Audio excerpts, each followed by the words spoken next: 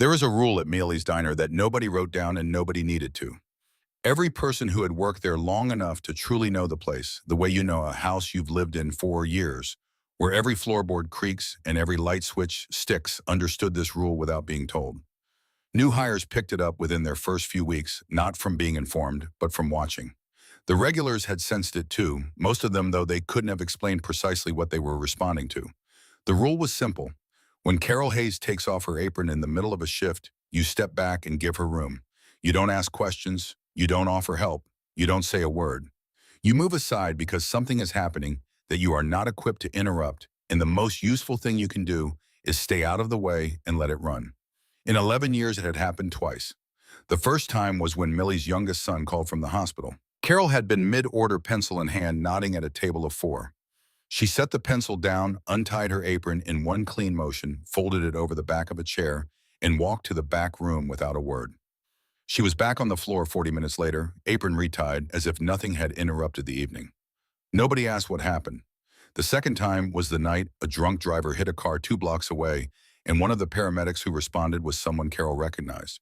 She stood at the window for a long time after the sirens faded. Then she untied her apron, folded it, walked to the bathroom, and stayed there for 7 minutes.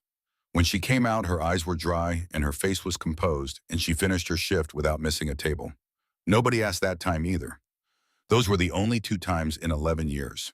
Until the Friday night in October, that changed everything. Millie's Diner sits on the main road running through a small town in southern Indiana, the kind of town where people wave when they pass you on the street, and half of them genuinely mean it. The building has been there since the early 90s, when Millicent Okafor decided this town needed a real diner and not another fast food chain wearing the costume of one. The sign out front is hand-painted and has been repainted 3 times over the decades, each time by a different local kid earning a little pocket money. The vinyl on the booth seats is red-patched in so many places, the patches have become part of the character.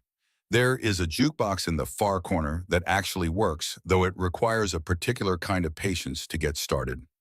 The menu on the wall is written in Millie's handwriting and has not changed significantly in 30 years, which is either a point of pride or stubbornness, depending on who you ask. Millie herself would tell you it is both. Friday nights at Millie's are what the rest of the week builds toward. By 6 o'clock, every booth is full. By 6:30, people are waiting near the door with their hands in their pockets, checking their watches, but not leaving. The smell of coffee and bacon grease and fresh pie hangs in the air like something you can almost touch. The noise is the good kind, layered conversations, silverware against plates, the occasional burst of laughter from a corner booth. It is the sound of a place that is genuinely alive. On a Friday night at Millie's, the whole town breathes a little easier. That particular Friday, Carol Hayes had been on since 11 in the morning. She moved through the dinner rush the way she always did, efficiently, without wasted motion, with the kind of professional grace that looks effortless from the outside and costs everything on the inside. She remembered which table had asked for extra napkins before they needed to ask again. She noticed when a coffee cup was 3/4 empty and had the pot moving in that direction before the customer glanced up. She called the regulars by name and meant it, not the hollow performance of recognition, but the real thing. The acknowledgement that said, "I see you. I know who you are welcome here." She was 48 years old and she had been doing this work for 11 years at this particular diner, and people sometimes made the mistake of looking at her and thinking the job had ground her down. They saw the shoes, sensible flats with worn-down heels from 9-hour shifts on hard floors. They saw the apron, white cotton with a small coffee stain near the left pocket that had survived 3 dozen washings. They saw the lines at the corners of her eyes, the threads of silver in her dark brown hair, pulled back tight, and they assembled a story in their heads about a woman running out the clock. They were wrong. Carol Hayes was not trapped. She had chosen this. She chose it every morning when she put on the apron, and she had reasons for that choice that ran deep and quiet and were not anyone else's business. The job suited something in her. She had spent a long time learning to understand a preference for things that were direct and honest, where you could see the work you'd done at the end of a day and know whether it was good. No politics, no performance layered over performance. You either took care of your tables or you didn't, and the evidence was right in front of you. There were also the people. The veteran who came in every Tuesday and ordered the same thing and left a $5 tip folded into a small square the way he'd folded it for 8 years. The young mother who brought her daughter in for birthday pancakes every September, and this year the daughter was old enough to pour her own syrup, and the pride on both their faces was something worth getting out of bed for. The retired teacher who came every Sunday morning with a crossword puzzle and always looked up when Carol refilled his cup, a smile that said, "This small thing matters, thank you for doing it." These were the reasons worth showing up. Carol also had in a drawer beneath a small cabinet near the kitchen entrance a black-covered notebook. It was not an order pad. Millie knew the notebook existed. She had never asked what was in it. Carol had never offered to explain. Some understandings between people don't require words to be real, and this was one of those. The dinner rush was running at full speed by 7 o'clock when the door opened and 4 men walked in. Carol was at a corner booth reciting the night's specials when she registered the new arrivals out of the corner of her eye. She finished the specials, wrote down the order, smiled and walked toward the kitchen, passed through, and in those 12 steps she had already taken in enough information to understand what kind of evening this was going to be. 4 men mid-30s, dressed in the way that announces of money to anyone who knows the signals, not loud, not flashy, but precise. The watch on the wrist of the one in front, the cut of the jacket, the way they walked, which was the walk of men accustomed to being given space without asking for it. The one in front was Derek Walsh. Carol had seen him before. She had seen him 4 times before, and she could have given you the date of each visit without checking a single thing because she had written them all down. Derek Walsh was 36 years old and the son of Frank Walsh, who owned Walsh Construction, the largest contracting company in the county, and had been for nearly 2 decades. Frank Walsh had built a significant portion of the visible infrastructure of this town: the expanded hospital parking lot, the renovated community center, the new sidewalks on the main commercial strip. Over those decades, he had cultivated the kind of quiet civic power that doesn't announce itself, but is always present, always felt like weather you've stopped noticing because it's always there. Derek had grown up inside that power. He had absorbed it the way a child absorbs a language spoken constantly around him, not through study, but through exposure until it became his native tongue. He knew without ever having to think about it consciously that there were places in this town where problems dissolved when his name was mentioned. He had tested this enough times to be confident in it. He had tested it at Millie's Diner 4 times over the past 8 months. Each visit had followed the same pattern: a complaint about food that was more about performance than food, a tone with the staff that communicated contempt without ever crossing into anything unambiguous enough to confront, a demand for some small accommodation delivered in a voice that made clear refusal was not a real option. And each time things had been smoothed over: a compeed item, a quiet word from Millie, a retreat from confrontation, because everyone in this town understood what the Walsh name meant in practical terms.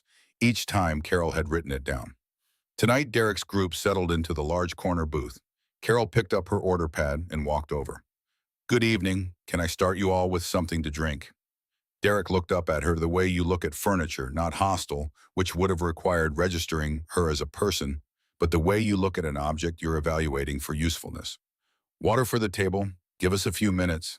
She brought the water. He said something to the man on his left. She didn't catch the words, but she caught the tone and she caught the glance in her direction that followed. The man smiled in a careful way. The 2 men across from them laughed on cue. The 4th man at the end of the booth looked briefly at Carol with an expression she recognized, the expression of someone who knows something wrong is happening and has decided that knowing is sufficient. His name was Marcus, though she wouldn't know this until later. She went back to her other tables. The first move came when she returned to take their orders. Derek looked at the menu, looked at her, looked at the menu again, then said to his friends, not to her though, the words were absolutely aimed at her, "Let's hope the food is better than the service." No one had asked for anything. She had brought their water without being asked and stood ready to take their order. There was no basis for the comment. It existed for one reason only: to establish in the opening minute of the interaction who held the terms. Carol wrote down their orders. She did not respond. This was not weakness. It was a discipline built over years out of something tougher than indifference, out of understanding. Responding to the comment was exactly what he wanted because it would give him somewhere to take things. Silence gave him nowhere. She brought the drinks without incident. The incident began with the food. Derek had ordered a burger medium with fries and coleslaw. When she set it in front of him, he looked at it the way you look at something you've already decided to find fault with. "I said medium." "That is medium, sir." "That looks well done to me." "I can have the kitchen check the temperature if you'd like." "I'd like a new burger." She put in the new order. The kitchen fired it. She brought it out. He looked at it. "The fries are cold now." She offered to replace the fries. He waved the offer away, which meant the fries were never the issue. He wasn't interested in food. He was interested in something else, and the food was just the current instrument. You know what my problem is? He said it loudly enough that the adjacent table went quiet. I come in here, and I expect basic competence, and I keep being disappointed. Carol stood with her order pad in her hand. Every person within earshot knew she had done nothing wrong. That was not what this was about. It had never been about that. I'm sorry the meal hasn't been to your liking, she said. Is there anything I can do to make it right? You can do your job, he said. Marcus looked at his plate. The two men on the left smiled, but their smiles had started to look like something you do when you don't know what else to do with your face. Carol went back to the kitchen. She was there for 90 seconds, enough to check on another order, enough to pass by the cabinet near the kitchen entrance. She did not stop at it. She kept moving, but her eyes went to the bottom drawer briefly, the way your eyes go to something you know is there. Ray, the line cook, watched her from his station.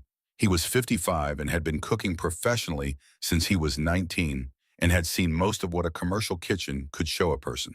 He watched Carol move through those 90 seconds with the focused attention he gave to things that mattered. She was composed, efficient, exactly what she always was. But something was moving behind her eyes that he recognized, and it had nothing to do with hurt or humiliation. It looked, if you had to name it, like calculation, like a person running numbers they had been running for a while. She went back out. The third round came 20 minutes later. She had worked every other table in her section cleanly during that time, returning to table 7 twice at once to refill water, once to check if anything was needed, and each time the interaction had been a controlled exercise in small cruelties. A remark about the lighting. A comment about the music, though no music was playing, which was apparently its own problem. Small things. Things designed to accumulate into something larger than any one of them was individually. When she brought the third round of food, Derek had sent back the coleslaw, claiming it tasted wrong, and ordered a side salad as replacement. She set it down carefully and straightened up. Derek looked at the salad, looked at her. And then he said the thing that changed the texture of the evening. He said it conversationally, as if making an observation about the weather. He looked slightly past her when he said it, at a point on the wall behind her head, and the effect was of someone who has decided the person in front of them is not worth the effort of direct address. I genuinely don't understand why someone would spend their whole life doing this. You wake up, you put on a brief glance at her apron, and you carry plates for people who could buy and sell you. You do that for 11 years. That's a long time to not find a better option. He paused. Or maybe this is the better option. Maybe this is the ceiling. There was a silence that followed, not the silence of shock, but the silence of a room full of people, each making a private decision about what to do with what they just heard. Some of those decisions took half a second. Some took longer. The man named Marcus was making his. The two men on the left were making theirs. Every table within earshot was making its own quiet reckoning. Carol stood absolutely still. There are people who absorb a blow by giving way. They stagger, they bend, they let the force pass through them and dissipate. And there are people who don't move at all when they're hit, not because they haven't felt it, but because their foundation goes all the way down to something immovable and the force has nowhere to land. Carol was the second kind. She stood for 3 seconds, not frozen present, fully present. Her hands were at her sides, her eyes were on him, and in those 3 seconds she did not look like a woman who had been wounded. She looked like a woman listening carefully to something she already knew and filing it in its proper place. She set the side salad on the table. She turned and walked toward the kitchen. Near the front of the diner, at the table by the window table, 12 in the reckoning of the place, a man had been sitting for the better part of an hour. Jack Briggs was 51 years old and built the way people are built when they've spent a life doing physical things, not gym built, but the kind of broad and solid that comes from years of actual use. His hair had gone silver, and he kept it cut short. The stubble on his jaw was salt and pepper 3 days' worth, the kind that looks deliberate whether it is or not. He wore a dark flannel shirt with the sleeves pushed to the elbows, and the forearm resting on the table had a tattoo on it, a design that anyone from certain communities would have recognized immediately. Outside in the parking lot, under a sodium lamp that threw amber light against the October dark, a motorcycle was parked, black, large, and clean in the way that things are clean when someone maintains them as a point of personal principle. A Harley Davidson, the kind that sounds like intention when it starts up. Jack had a cup of black coffee in front of him that was his second. He had been there long enough to watch the dinner rush build to its Friday evening peak. He had not looked at his phone. He had not read anything. He was watching the room with a stillness that was not vacancy, but its opposite, a complete and unhurried attention that took in everything and reacted to nothing. He had been watching Table 7 for 40 minutes. He watched the back of Derek Walsh's head. He watched the posture of a man performing confidence for an audience he had already decided was beneath him. He watched the body language of the three other men, the way one kept glancing away, the way the others filled the spaces with laughter that was just slightly too ready. He watched Carol. He watched her carry water, take orders, absorb each small provocation with a stillness he recognized because he knew where it came from. He watched the burger complaints and the coleslaw and every one of the calculated little cruelties being performed by a man who expected no consequence for any of them. He had not moved, not because he didn't want to. The wanting to move was a tight, hot thing in the center of his chest. But the first time Carol walked past table 12, she had glanced at him, a quick look lasting less than a second, and in it was something unmistakable. Not yet. Her situation. Her call. So he stayed. He drank his coffee. He watched. When she walked back toward the kitchen after Derek Walsh finished his speech about ceilings, when she turned away from that table with her apron and her order pad, and whatever that man's words had actually struck in her, Jack put both hands flat on the table and started to rise. Carol passed table 12. She didn't look at him directly. She was already in motion, already turning toward the kitchen, and the gesture was barely a gesture, just her hand briefly on his shoulder as she passed. The lightest pressure, here and then gone. The message was precise and complete. Not yet. I have this. He sat back down. He picked up his coffee cup, set it down without drinking, looked out the window at the motorcycle under the amber light. Marcus from table 7 caught a glimpse of this exchange out of the corner of his eye. He watched the large man at table 12 settle back into his seat. He looked at the motorcycle outside. He looked back at his plate. Something moved across his face, the beginning of a calculation he wasn't quite ready to finish yet. In the kitchen, Carol moved with the unhurried precision of someone executing a plan that has been thought through. She untied her apron and set it on the metal prep counter. She stood at the small utility sink and ran cold water over her wrists briefly, practically a physical reset. She dried her hands on a clean towel. She went to the cabinet near the kitchen entrance and opened the bottom drawer. She took out the black-covered notebook. It was a standard composition notebook, the kind available at any drugstore.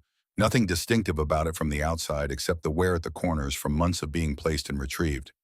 She opened it to the most recent entry, turned past it to a blank page, and took a pen from her apron pocket.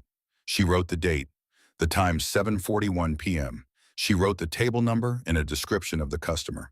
She had his name from a previous visit, Derek Walsh credit card months ago, and she had kept it the way she kept everything about people who came through her station. She wrote the name, then she wrote what had happened. She wrote it the way a police report is written, not an emotional account, specific language, observable actions, direct quotation where she could reconstruct it accurately. She wrote the comment when they arrived. She wrote the food complaints and their nature. She wrote what he had said word for word, as best she could recall, about waking up every morning and putting on the apron and this being the ceiling.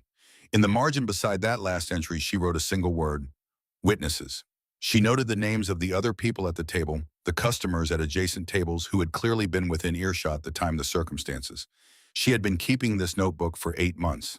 The notebook had started on February 14th when Derek Walsh came in with a different group and said something to a server that was not a direct insult, but was designed like one designed to land without leaving a mark you could point to. The server was Jessie Carr. She had been working at Millie's for 3 weeks. Carol watched her come out of the bathroom afterward, with her eyes red and her composure assembled in the careful way of someone who has been crying and is hoping nobody can tell. Only Carol noticed, and Carol thought that cannot happen again, not to her, not to whoever comes after her. She knew from years of living alongside a man who ran an organization larger than most people could manage, that people like Derek Walsh did not stop on their own. They stopped when stopping cost them something real. And she knew that when that day came, a complaint made in the heat of the moment would be dismissed. What wouldn't be dismissed was a record. So she had made one. 6 entries over 8 months. Each one dated specific, witnessed. Tonight was the 7th and the first to include a physical action. She closed the notebook, put it in the front pocket of her clean apron, put the apron back on and tied it. Ray watched from his station. He was a man of very few words and had been for his entire professional life, but he watched with the focused attention that was his version of speech. He watched her write steady-handed and systematic, and he thought not for the first time that people who assumed they had understood Carol Hayes had made a fairly significant error in judgment. She pushed through the kitchen door and went back out. She walked directly to table 7. She stood at the edge of the booth with her order pad in her hand and looked at Derek Walsh with an expression that was professional and calm and gave nothing away. "Is there anything else I can get for you tonight?" He looked up with the expression of a man who had expected a different entrance. He had expected a manager. He had expected visible distress proof that his remarks had done what they were designed to do. What he had not expected was this: a woman who had walked back out of that kitchen looking exactly as she had going in, composed and clear-eyed, standing at his table, as if the last 20 minutes had been entirely ordinary. It threw him, though he wouldn't have acknowledged that. "I think we're good," he said, less certainty than usual. Carol nodded. She reached into the front pocket of her apron and took out the black notebook. She set it on the table open to the page she had just written. She placed the pen beside it. "I need you to confirm this account of the evening," she said. "You're welcome to add to it or disagree with anything written. You don't have to sign it. But your response or your refusal to respond will be noted." The table went completely silent. Derek looked at the notebook.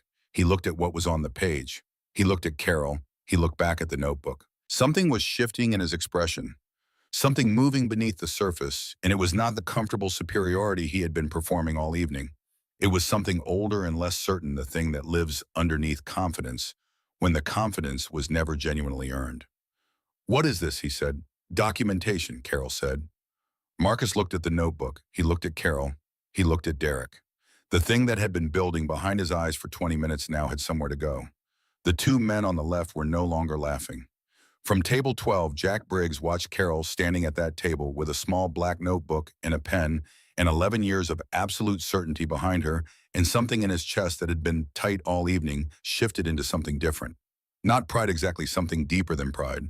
The feeling of seeing a person be exactly who they are in full without apology or performance. He picked up his coffee cup, set it down, looked out at the motorcycle in the parking lot. Carol waited. The whole restaurant was quiet in the way a room goes quiet when something real is happening, not the absence of sound, but the presence of attention. Everyone simultaneously understanding that this moment was not background noise.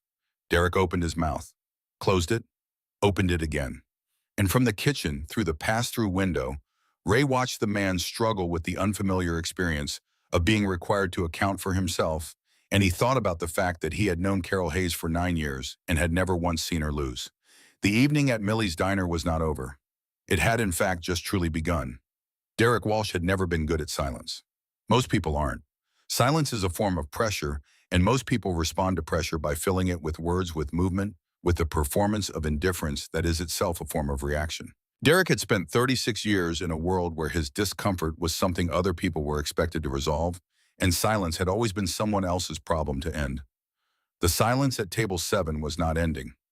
Carol stood at the edge of the booth with the notebook on the table between them, and she waited with the patience of a woman who understood something fundamental about this moment. It did not belong to him. He could fill it or leave it, but either way, the terms had changed, and no amount of noise was going to change them back. The two men on the left of the booth were looking at the notebook the way people look at something that makes them abruptly aware of their own position. They had arrived tonight as Derek Walsh's audience.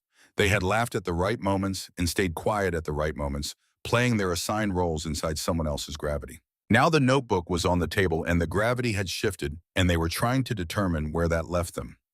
Marcus was not looking at the notebook. He was looking at Carol. He had the expression of a man who has been waiting for something he wasn't sure was coming, and now that it's here, he doesn't know whether to feel relieved or implicated. Derek's voice, when it finally came, had lost its earlier precision. "I don't know what you think this is," he said. "I think it's a record of 7 visits over 8 months, Carol said. "The dates are at the top of each entry. The first is February 14th. You came in with a different group that time." He looked at the page. Even upside down, he could see it was dense with handwriting. Organized, specific handwriting. The kind that gets written by someone who is not processing emotion, but recording fact. "You've been writing about me," he said. The way he said it was meant to imply this was absurd, that her keeping the notebook said something unflattering about her, not him. He was trying to reframe the room. "I write about any pattern of behavior that affects the staff here," Carol said. "You've been the subject of 7 entries. Some of the others have one." "Oh, man." The couple in the booth beside them, regulars in every Friday, always the pot roast, had set down their silverware without noticing they'd done it. They were watching. Derek pushed the notebook toward her. "I'm not signing anything." "You don't have to," Carol said. She picked it up. "Your response has been noted." She wrote something in the margin, closed the notebook, put it back in her apron pocket. Then she asked if anyone wanted dessert. She asked it in her normal voice, her professional Friday evening voice, as if the notebook had been a brief administrative matter and they were returning to business. She asked Marcus first because he was closest. He shook his head. She asked the others. They shook their heads. She nodded, said she'd bring the check when they were ready, and walked away. Derek watched her go. He had no framework for this. He had come into Millie's diner tonight, expecting what he had gotten every time before, some friction, some resistance, eventually, a dissolution of the problem, because dissolution was the language his presence in this town had always eventually produced. The notebook was new. He did not understand it fully enough to know what to do with it, and that unfamiliarity was an uncomfortable feeling in a man not accustomed to being uncomfortable. He reached for his phone. Frank Walsh picked up on the second ring. He was at that moment seated at a corner table in the restaurant 2 blocks away, newer Italian tablecloths and a wine list. The kind of establishment that had appeared in this town as the demographics gradually shifted. He was having dinner with 2 men from the county planning committee, which was relevant to several things, including the contract his company was currently waiting to have officially signed. The hospital expansion contract. $4 million over 18 months, the largest single project Walsh Construction had taken on in this county. The paperwork was not final. The formal signing was scheduled for the following Wednesday. But the decision had been made, and Frank Walsh had spent a very long time being very careful to ensure that decisions like this one got made in his favor. He excused himself and stepped outside. Derek's account of the evening was colored the way accounts are when the teller is already committed to a conclusion. There was a waitress, problems with the food. The waitress had been difficult, had made a scene, and now there was some kind of documentation situation that troubled him. He needed Frank to come and handle it. Frank listened. He had handled Derek's situations before. He was practiced at the arithmetic of them, how much the situation actually cost versus how much it cost to make it disappear quietly. The resolution was usually simple. A conversation with whoever was in charge, a gesture of goodwill, the implicit reminder of what the Walsh name meant in practical terms, and the problem dissolved. He told Derek he'd be there shortly. He went back inside, made his apologies to the men from the planning committee, laid down his card for the bill, and walked 2 blocks up the main road to Millie's. Carol was outside when he arrived. She was standing on the sidewalk in front of the diner, the cold October air settling around her arms crossed over her apron. She was on the phone. Frank came up the sidewalk from the south and saw her in the yellow glow of the street lamp, and he had a moment before she noticed him of seeing her as just a person. A woman in her 40s in a diner uniform standing in the cold making a phone call. Entirely ordinary. Then he got close enough to see her face. She was talking quietly and precisely, and her face under the street lamp had an expression that was not distress and was not anger and was not any of the things you'd expect from someone who had just endured what Derek had described. She looked like someone conducting important business, business that had been thought through in advance. 2 minutes earlier, Harold Chen had stepped out through the diner's side door to take some air. Carol had watched him go and followed him outside. She had found him on the sidewalk and asked him a single procedural question in the calm, direct way of someone who already knew the shape of the answer, but needed it confirmed by the right person. Harold Chen was 58 years old and had practiced law in this county for 26 years. His practice ran toward municipal work contracts, land use, the unglamorous procedural infrastructure of how towns function. He was on the city council's retained legal advisory list, which meant that when the council had questions about the legal dimensions of decisions, it was making Harold was one of the people they called. He also came to Millie's almost every Friday. Corner booth near the back. Millie kept his coffee fresh without being asked, and the booth was understood to be his on Friday evenings, in the way that certain seats at certain establishments become quietly reserved for certain people over enough years. He had been there since 6:30. He had eaten his dinner. He had watched the whole evening unfold from 40 feet away, and he had been watching with the precise attention of a man whose profession had trained him to observe and categorize and remember. Carol had asked him whether a documented pattern of behavior at a place of business, including an incident that a reasonable person might characterize as intentional physical contact, could be considered relevant to the review of a pending public contract. Harold had told her he couldn't offer a formal opinion in a parking lot on a Friday evening, But he had told her something else too, something she had already suspected but needed to hear, said plainly that what he had personally witnessed tonight was information he would feel professionally obligated to pass along to the relevant parties on the council. She thanked him. He went back inside. She stayed outside to make a second call to her own attorney, a brief one noting the date and time and nature of what had occurred, establishing the record with someone outside the building. Frank Walsh arrived at the end of that second call. She saw him coming and held up one finger. Wait, and finished the call. Put the phone in her apron pocket. Turned to face him. Mr. Walsh, she said, not a question. Frank Walsh. He extended his hand. I understand there's been some difficulty tonight. She shook his hand. Her grip was direct. There has been, she said. I'm glad you're here. This is better handled in person. She held the door for him. He walked in first. The diner was in the state that happens when something dramatic has been unfolding quietly and the room has absorbed it without fully releasing it. Conversations had resumed at most tables, food was being eaten, coffee was being drunk, but there was an alertness in the air that you could feel if you were paying attention. The kind of alertness that says we are all watching. Frank scanned the room. He spotted Derek at table 7 alone. Now the two men on the left had drifted to the bar area, and Marcus was near the front door with his jacket already on hands in his pockets. Frank looked at Millie, who was standing at the counter, watching him with an expression he couldn't immediately read. He looked at the young woman near the kitchen pass-through, standing with a dish towel in her hands. Then he looked at table 12. The man sitting there was big, not in a way that announced itself, but in the way of someone who has simply always taken up that amount of space and found no reason to reduce it. Silver hair, flannel shirt sleeves pushed up. He appeared to be looking out the window at the parking lot, but there was something in the angle of his body that said he was aware of everything behind him. Frank Walsh looked at that man for 3 seconds. Then he looked away. He could not have explained in that precise moment what he was reacting to. It was below the level of conscious thought, something old, something filed in the part of the brain that stores things you'd prefer not to have stored. He turned his attention to Millie and to Carol, who had followed him in and now stood a few feet to his left. He put on the voice he used for situations like this.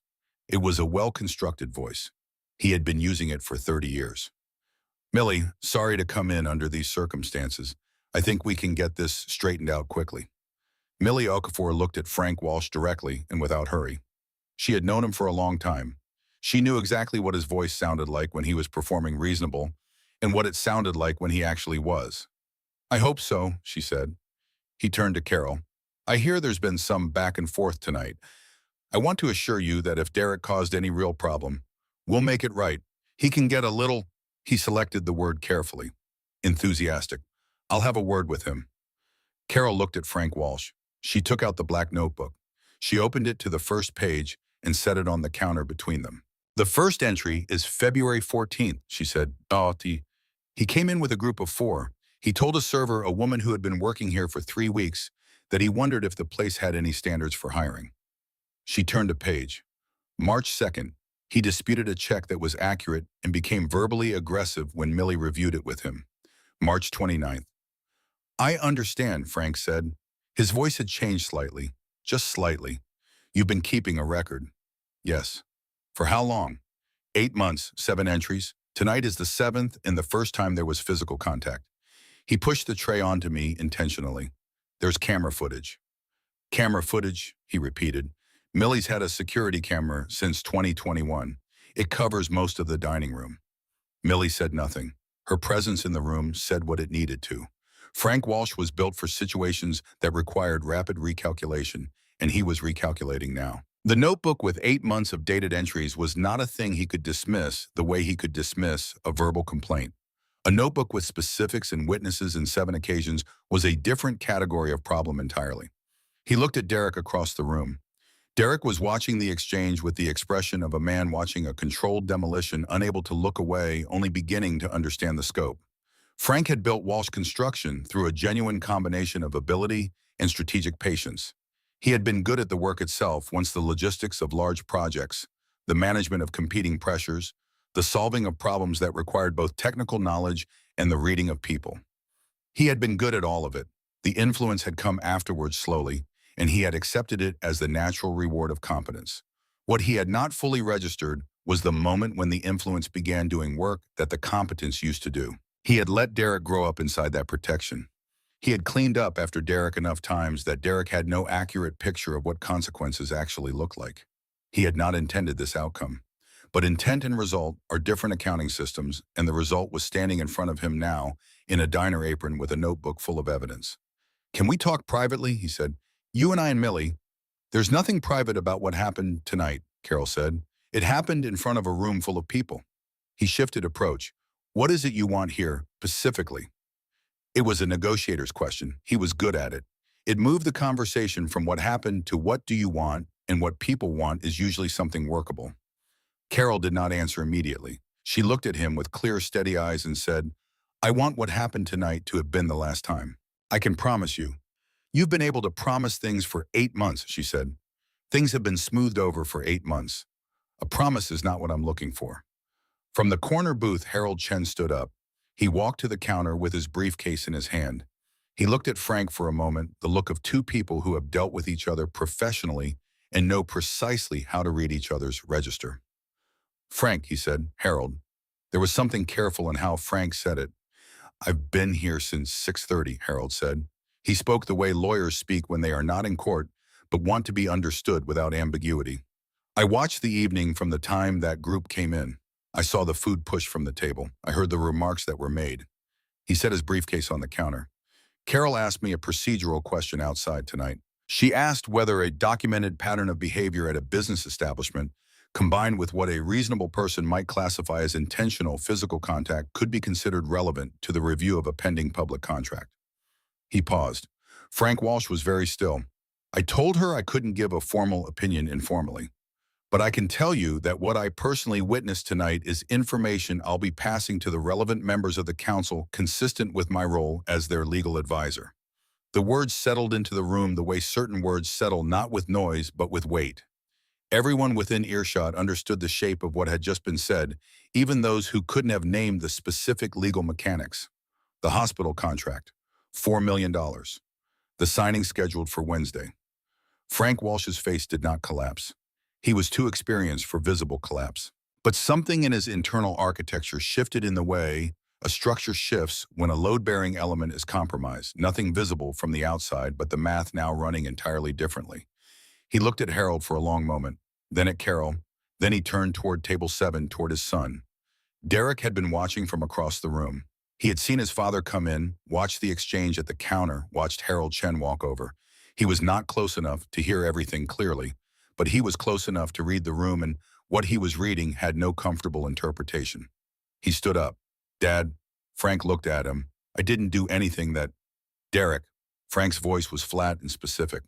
"Sit down." Derek sat down. This was not a voice he encountered often. It was the voice that existed underneath the other voice. The one from before managing situations became Frank's primary mode of operation when Frank Walsh was simply a man who meant what he said without softening it.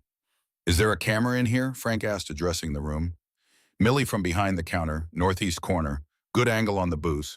Marcus from near the door cleared his throat. Everyone looked at him. He had been standing with his jacket on for 15 minutes, clearly wanting to leave, clearly unable to make himself go. He looked at Derek, then he looked at Carol. "I was at that table for all of it," he said. "I'll put that on record if it's needed." One of the other two men near the bar shifted in his seat. He didn't speak, but he didn't look away, which was its own kind of statement. Derek looked at Marcus with an expression that moved through several things in quick succession. Disbelief, then something that looked like recognition of a longer pattern, then a kind of blankness that descends when the story you've been telling about yourself runs out of road. Jack Briggs stood up from table 12.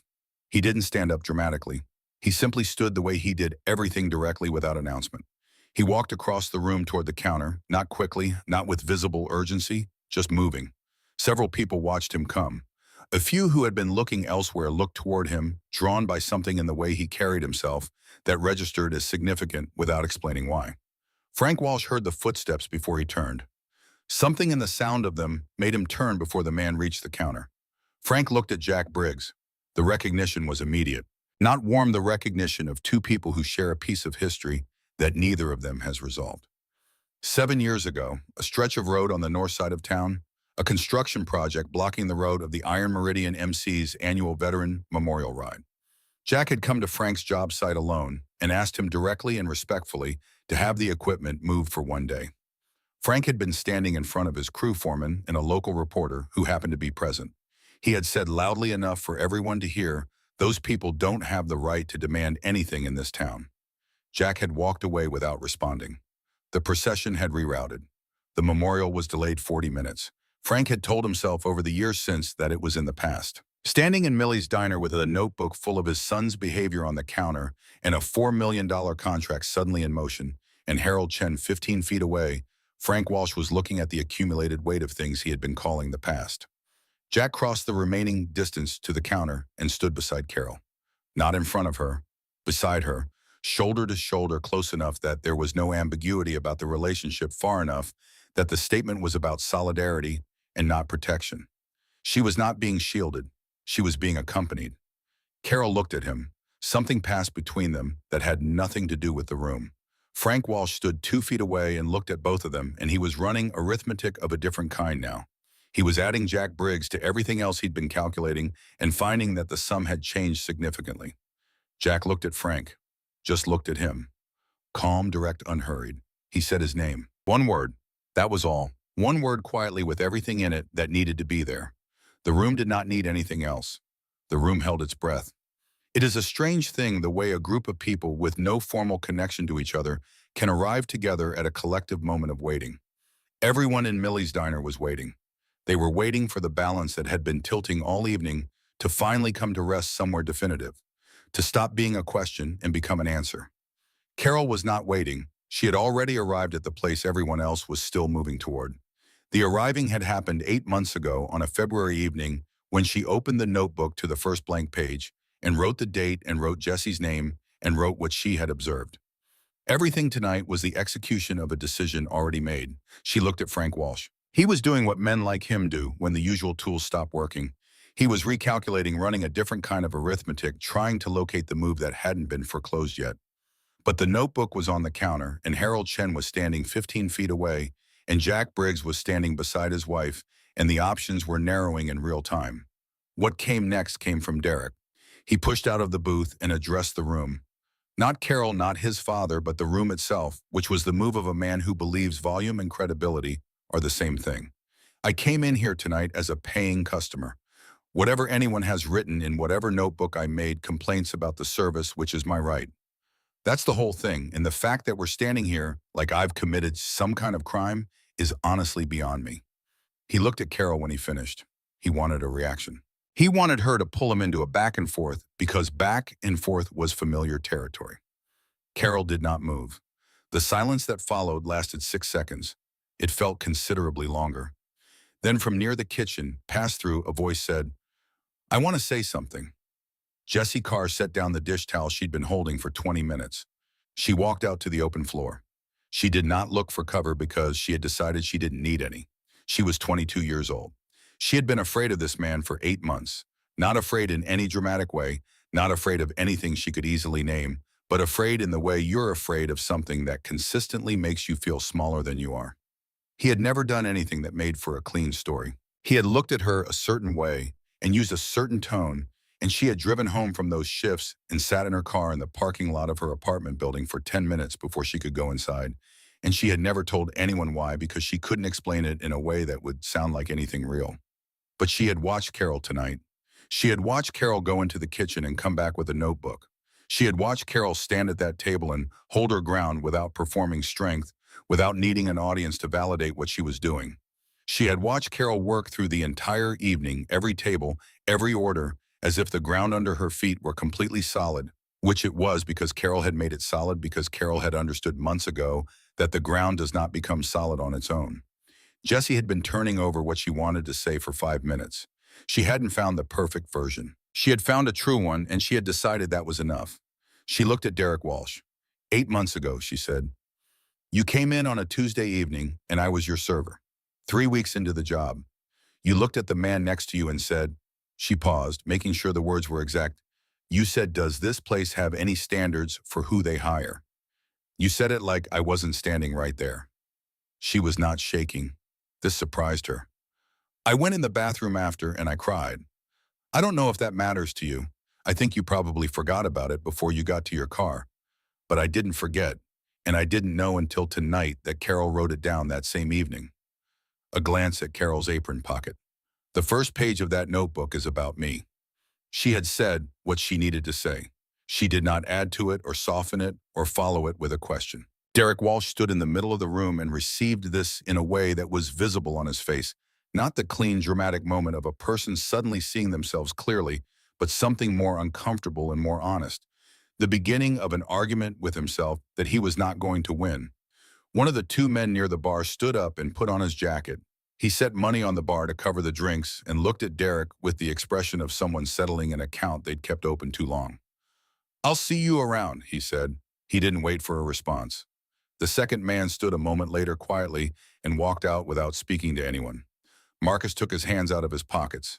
He walked not to Derek but to Carol, and he set cash on the counter more than his bill required, significantly more. "I should have said something earlier," he said. "Yes," Carol said. "You should have." She said it without cruelty. It was the truth, and he received it the way you receive a confirmation of something you already know. He walked to the door and went out. Frank Walsh turned to his son. He looked at him not with calculation, not with the parental reflex to manage and minimize, but with the look of a man who has finally stopped not looking at something he has been carefully avoiding looking at for years. "What you did tonight was wrong," he said. The voice was quiet and flat and carried complete conviction. Derek opened his mouth. "Don't," Frank said. Derek closed his mouth. "We're going to go, and you and I are going to have conversations that are long overdue." He turned toward the door. Derek followed. And then Carol spoke. She did not raise her voice. She did not move from behind the counter. She said his last name, Walsh, and it carried across the quiet room without any effort at all. Derek stopped. He did not turn immediately, but he stopped. Carol waited until he turned around. She looked at him without heat, without satisfaction, without any of the performance he had expected from her all evening. Just directly, just clearly. "I've worked here 11 years, she said. "Before me there were others. After me there will be Jesse and whoever comes after Jesse. And you or someone who thinks exactly the way you think will walk into a place like this. Look at the person standing there and decide that person doesn't deserve to be treated with basic decency because of what they're wearing, what they're burning, what they earn, how old they are." She let that sit for a moment. "I didn't write that notebook to hurt you. I wrote it because when this day came, and I knew this day was coming, there needed to be a record, not just of tonight, of all of it. Every visit, every person, everything that was said in front of people who deserved better." She paused once briefly. "You can go now." Derek Walsh stood there for 3 seconds. Then he walked out. The door swung shut behind him. The jukebox in the corner clicked and hummed the way it sometimes did when the right combination of vibration moved through the old building and began to play something slow and old, a song from decades back that nobody could quite name, but that everyone in the room had heard somewhere. Millie said from the center of the room, "Somebody want to turn that thing off." Ray's voice came through the pass-through window. "Let it run." Millie considered for a moment. Then she said, "All right, let it run." The room exhaled. Not with celebration, it exhaled the way a room does when something that has been building for a long time finally releases. The conversations came back gradually like engines in cold weather. Silverware moved against plates. Someone at the back booth laughed at something private, and the laugh sounded entirely like relief. Harold Chen came to the counter with his briefcase in hand. "I'm going to put what I witnessed tonight in writing and send it to the council members with standing in the contract review," he said. "I can't tell you what comes of that, but it will be received by the right people." "That's all I asked," Carol said. He looked at her, this woman in a diner apron with a notebook in her pocket and the specific calm of someone who has done a hard thing and is not performing the difficulty of it, just standing in it cleanly. "You should have been a lawyer," he said. "I've been told that before," she said. He picked up his briefcase and walked to the door and went out into the October night. Before Frank Walsh reached the door, he stopped. He turned back. He looked not at Carol but at Jack. Jack was still standing beside her where he had stood since he crossed the room. The two men looked at each other, 7 years between them. A blocked road and a procession of motorcycles and words said in front of an audience. A public diminishment that Frank had told himself was forgotten, that had not been forgotten. He was standing in a room now where his son had just been required to leave, where his company's most important contract had just been placed under question, and where the man he had dismissed so publicly 7 years ago was standing beside the woman at the center of all of it.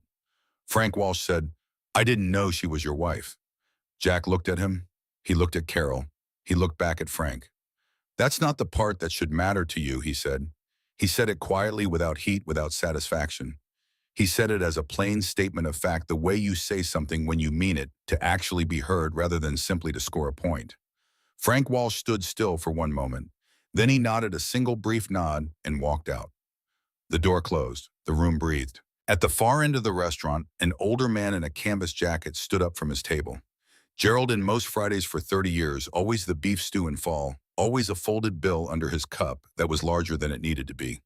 He walked to the counter, reached into his jacket and set a bill down, folded in quarters the way he always folded them. He looked at Carol and gave a single nod, the kind that means everything it needs to mean, without requiring any words to do so. Then he put on his jacket and walked to the door and went home. Carol looked at the folded bill on the counter.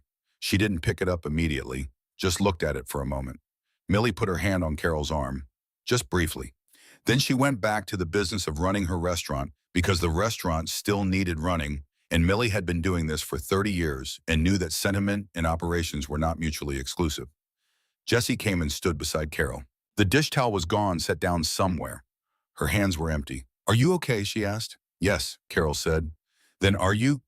Jessie thought about it honestly. "I think so. I said the thing and it came out the way I meant it to." "It did. Was it all right that I didn't ask you first?" "Jessie," Carol's voice was gentle but direct, "you don't need my permission to tell the truth about your own experience." Jessie was quiet for a moment. "I didn't know the notebook started with me." February 14th, first entry. "Why didn't you tell me?" "Because you weren't ready to see it as documentation then. You were still deciding whether what happened was real. Showing you the notebook might have made it heavier before you had the footing to carry that weight." Carol looked at her. "I didn't know when you'd be ready. I figured you'd find out when you needed to." "How did you know tonight was the time?" "I didn't," Carol said. "You decided that yourself." There was a moment between them, brief but complete, the kind that changes the shape of a relationship without either person needing to name what changed. Jessie picked up a tray and went back to work. Carol walked to the counter and looked at it for a moment. Then she looked at table 12, where Jack had returned to his seat, his coffee cup in front of him, his posture easy, watching the room settle the way you watch something you've been paying careful attention to finally arrive at its conclusion. She picked up 2 fresh cups and a coffee pot and walked over. She set a cup in front of him and poured. She set the second cup across from him and poured. She put the coffee pot down. And she sat at table 12 for the first time. In 11 years of working this floor, he had never sat at table 12. She had moved around it, attended to it, kept it stocked and clean. It had always been the place she was, not the place she circled, and returned to the place where he was when he came to wait for her. She sat down now. She looked out the window at the parking lot. The motorcycle under the sodium lamp, the October dark sitting quiet beyond the circle of amber light, the first few dead leaves moving across the asphalt in a wind too light to feel. She took the notebook out of her apron pocket and set it on the table between them. Jack looked at it, looked at her. "Good tired or bad tired," he said. "There's a difference. A significant one." She thought about it. Good tired, the kind that comes from using something up that needed using. He nodded. She looked at the notebook. 8 months, she said. "I know. I didn't tell you about it." "I know that too." She looked at him. "You're not." "No," he said. "I'm not." This was one of the things she had understood about him from early on, the particular quality of his respect, which was not the absence of concern, but the presence of genuine trust. He trusted her to know her own situation. He trusted her to determine her own pace. He had not always been easy to be beside, and she had not always been easy to be beside either. But this specific thing, this refusal to diminish each other by assuming the other person needed managing, had held through everything. Through his accident and the months of recovery. Through her decision to step away from the life they'd shared in that community and find something quieter, something that was entirely her own. Through years of him coming to sit at table 12 and drink coffee and read nothing and simply be near her while she worked, and her knowing he was there without it, meaning she needed him to be. He was there because he wanted to be. She was there because she chose to be. These were different things, and the difference was everything. "The worst part wasn't what he said tonight," she said. "The worst part was that he kept coming back. Every time I thought, this is done. He won't be back. And then he'd be back, and I'd think next time. Next time it goes differently. She looked at the notebook's plain black cover. I got tired of waiting for next time. So you stopped waiting, Jack said. I started preparing. A small distinction, she thought, everything in practice. She turned the notebook over in her hands once. Then she looked at him. The thing he said about the ceiling, she said, I heard it. I want you to know it didn't land the way he intended. Jack looked at her steadily. I know it didn't. I'm telling you anyway. Okay? She looked out the window. A car pulled into the parking lot, slowed, and pulled back out, someone checking if the diner was still open, deciding it wasn't. The amber light made the car's brake lights look warm. He said it like it was obvious, she said. Like anyone looking at my life could see the truth of it. Like I didn't know something he did. She paused. And I thought you are sitting in a room that was built by a woman who's been running it for 30 years. You are being served by someone who has made more genuine connections with more human beings this building than you will make in your entire life. And you think you're the one who knows something. Jack said nothing. He didn't need to. I chose this, she said. It was not a defense. It was a statement of fact, precise and complete. I chose this the way you choose the things that are real, not because nothing else was available, because this is real. Ray called through the pass-through window at 9:15 last orders. Millie moved through the closing routine she'd been doing for 30 years. The register, the lights in the back sections, the chairs up on the tables as the last customers finished and drifted out. The jukebox played through one more song and then went quiet on its own, the way it sometimes did without anyone touching it. The couple who had watched from the adjacent booth, the regulars with the pot roast, stopped on their way out. The woman looked at Carol briefly, just briefly, with an expression that held several things in it, simultaneously recognition, respect, the acknowledgement of something witnessed and understood. She didn't speak. She nodded once and walked out, and her husband held the door for her. Jessie came out of the kitchen with her coat on and her bag over her shoulder. She stopped when she saw Carol sitting at table 12, actually sitting at a table which she had never seen in 8 months of working alongside her. She stood there for a moment, taking in the sight of Carol across from Jack. The notebook on the table between them, 2 cups of coffee. I didn't mean to interrupt, she said. You're not, Carol said. Jessie hesitated. Then she came and stood at the end of the table, and she asked the question she had been turning over for the past hour. Can you teach me to do what you do? Carol looked up at her. Which part? Jessie thought carefully. She wanted to say it right. The part where you stay like that, where things come at you and you don't get pulled off where you are, where you know what you're doing and you do it even when it's hard. I was shaking for 20 minutes before I said anything tonight. I'm still a little shaky. You never looked like that. Carol set her coffee down. I've been shaky, she said. I was shaky the first time someone spoke to me the way he spoke to you, and I didn't know what to do with it. And I did the wrong things, and then I did better things, and then I kept doing better things, and eventually the doing became the knowing. She looked at Jessie. The notebook is part of it. Having a plan is part of it. But underneath all of that is a decision about who you are and what you will not accept, and then doing what that decision requires every single time, without exception. The steadiness comes from the deciding. Jessie took this in. She nodded slowly, the nod of someone filing something carefully in a place where it will still be available when needed. You already did the hard part tonight, Carol said. You stood up in front of a room full of people, and you said the true thing with your own voice. You didn't wait for someone to tell you it was safe. Most people don't do that at 22. Plenty of people never do it at all. Something in Jessie's face settled. A very small shift, barely visible from the outside, but real. Good night, Carol, she said. Good night, Jessie. Jessie said good night to Jack, who nodded and said good night back, and she walked to the door and went out into the dark. Millie came to table 12 before she killed the back section lights. She stopped. She looked at Carol sitting across from her husband, the notebook between them, the coffee cups, the October dark pressing soft against the window glass. You know, she said, and she said it with the cadence of someone who has been thinking about something for a while and has decided this is the right moment. In 30 years, I've had 3 people work for me who I'd call the real thing. The kind where you know after the first week that they're not filling a job, they're actually doing something. Actually here. She didn't say who the other 2 were. She didn't need to. She went back to closing because the compliment had been given and received, and there was still a restaurant to close, and Millie had always understood that meaning and function were not in opposition. Carol finished her coffee. She sat at table 12 a few more minutes watching the diner go through the last stages of closing Millie moving through the sections, Ray doing the end-of-night kitchen inventory he had done every night for decades, the sounds of a place settling into quiet after a long day of being fully vigorously alive. Then she stood up. She carried both cups to the dish rack behind the counter, the way she would carry any cups from any table at the end of any evening. 11 years of habit does not take a night off. She went to the back room and untied her apron and folded it onto its shelf. She put on her coat. She stopped in the kitchen doorway. Ray was at the counter with his clipboard. He looked up. Some people, he said in the way he said most things slow without preamble, already past the middle of the thought, walk in here absolutely certain about how it's going to go.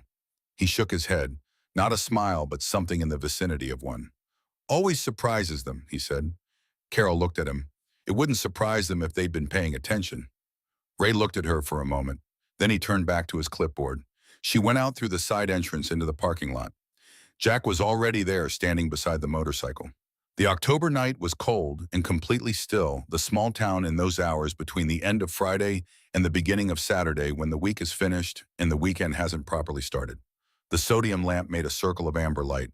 Above the lamp, the sky was enormous and thick with stars. The kind of sky that only exists far enough from city light where the dark is real dark, instead of just the absence of brightness. He held out the second helmet without speaking. She took it. She stood in the cold parking lot for a moment and looked back at the side wall of the diner, the yellow light from inside making a rectangle on the asphalt. Harold will do what he said, she said. I know. The contract may not move. There are variables outside what happened tonight. There are always variables. She looked at him. I need you to know I didn't do it for the contract. The contract is a consequence. It's not why. I know why you did it, he said. Tell me. He thought about it the way he always thought about things worth saying, not filling time, not performing, consideration actually considering. Because a 22-year-old cried in a bathroom her third week on the job and you saw her come out and you thought that cannot happen again. Not to her, not to whoever follows her. And you knew that saying stop wouldn't work on someone like him because someone like him has spent his whole life not hearing that word in any meaningful way. So you did the thing that would work. You built the record. You were patient. You let the right moment come to you. He looked at her. And you did it for her mostly, not for yourself. She was quiet. A little bit for myself, she said. That's allowed, he said. She put the helmet on. He started the bike. She got on behind him and put her hands at his sides the way she had done more times than she could count, and the engine moved through the quiet parking lot and out onto the main road. The town went by on both sides, lit windows and houses where people were finishing their evenings. Storefronts closed and dark. The church at the top of the hill with its white steeple against the sky. The gas station with its island of fluorescence, a single car at the pumps, a man in a jacket leaning against the hood looking at his phone. She had driven these roads enough times to know them without looking every curve, every stoplight, every landmark that had been the same for years and would be the same for years more. She knew this town. She had chosen it. She had chosen it the way you choose the things that are genuinely real to you, not because nothing else was available, but because real is rare, and when you find it, you hold on to it. She had chosen the diner the same way, and the work and the life that looked, from the outside, like a life that hadn't found anything better. And she had made her peace a long time ago with the fact that the outside view was simply wrong, and she did not need to correct it. The road opened up past the last stoplight, and the sky came out fully above them, and the stars were very clear. The cold moved through her jacket in a way that was not unpleasant, the kind of cold that reminds you you're alive. She thought about the notebook still on the table at Millie's. She had left it there when she stood up, left it on table 12, which felt right. She would put it back in its drawer tomorrow morning when she came in for the early shift. She would keep it. Not because she planned to add to it. She believed tonight had changed the specific arithmetic of Derek Walsh and this place and what he understood about who was here and what they were capable of. But she kept it because the keeping was its own meaning. It was the proof that she had paid attention when attention was required, that she had taken seriously what happened to the people around her, that she had refused to look away from the small, persistent cruelties and call them small, simply because each one taken alone was hard to point to. She had not looked away. She had looked directly and written down what she saw and waited for the right moment, with the patience that came not from temperament, but from decision, from choosing every day to be the kind of person who was ready. Readiness, she had learned, was not the same as dread. You could carry preparation as a weight or carry it as a tool. The difference was entirely in how you held it. 3 weeks later, the City Council's review committee issued a formal notice requiring the hospital expansion contract to go to full public competitive bidding. The announcement cited procedural irregularities in the original selection process. It was 4 paragraphs of municipal language. Walsh Construction submitted a revised bid alongside 2 other companies. The contract was awarded 7 weeks after that, following a review process that the people who watched these things described as more thorough than usual. Frank Walsh did not call Millie. He did not send anything. He did not appear at Millie's diner. Derek Walsh did not come back. Marcus ran into Jesse Carr 2 months later in the cereal aisle of the grocery store, and he stopped and said he had been wanting to say something since that Friday evening, and then he said it, and it was not a long speech, but it was genuine, and Jesse received it in the straightforward way that Carol had been teaching her, not performing forgiveness, not performing indifference, just taking it for what it was. The black notebook went back into the bottom drawer of the cabinet near the kitchen entrance at Millie's diner. The last entry was dated the Friday in October, written in Carol's careful, specific hand, while Ray watched from his station and the kitchen hummed its familiar sounds around her. The pages after it were blank. On a Tuesday morning in November, Jessie Carr came in for the early shift, hung up her coat, tied on her apron, and went to the cabinet to get an order pad. Her hand found the notebook. She picked it up. She opened it to the first page and read what was written there, the date February 14th, a description of a man with a certain look and a certain tone, and below it the record of what he had said, exact and clear and preserved. She stood there for a moment in the early quiet of the diner, reading the first entry, reading her own name at the top. Carol came through the front door with cold air around her and her coat still buttoned. She saw Jessie standing there. Jessie looked up from the notebook. She held it up briefly, not asking anything, not saying anything, just holding it up so Carol could see. Her face said what it needed to say, which was something about the particular weight of discovering that someone was paying attention to you before you knew anyone was watching. Carol took off her coat and hung it up. "Put it back in the drawer," she said, "and get me an order pad. We've got a full house coming in at 7. Jessie put the notebook back. She handed Carol an order pad. She went to her station. Outside, the November morning was gray and cold and unremarkable, the kind of morning that makes up most of life. Inside Millie's diner, the lights were on, and the coffee was brewing, and the first customers of the day would be through the door in 20 minutes. Carol Hayes tied on her apron. She was ready.